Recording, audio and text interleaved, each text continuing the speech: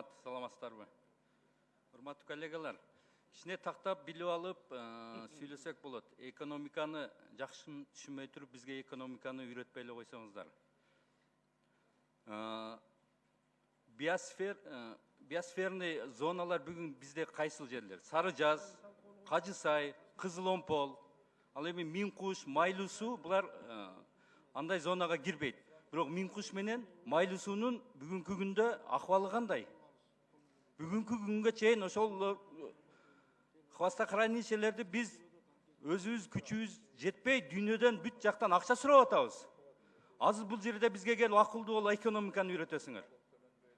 Бүт дүйнө экология менен күрөшүп атат. Кыргызстан биз жаңы технологиялар менен иштесек болот дейсиңер. Кайсы технология менен? 50 жыл мурда неге жабылды эле бул? Бүгүн 50 жыл өткөндөн кийин дагы ошонун азабын чегип атабыз.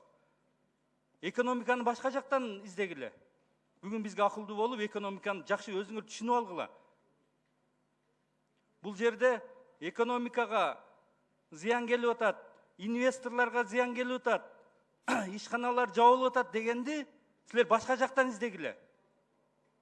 Бул такыр туура эмес. Уран деген бул адамзатка каршы экенин кантип түшүнбөйсүңөр?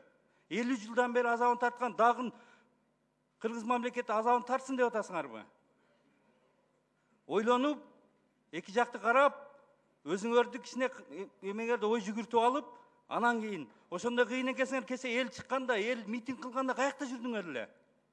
Эми бүгүн келип алып, бизге үйрөтөсүңөр. Эсиңер барда этеңерди жыйгыла. Уят болуп каласыңар.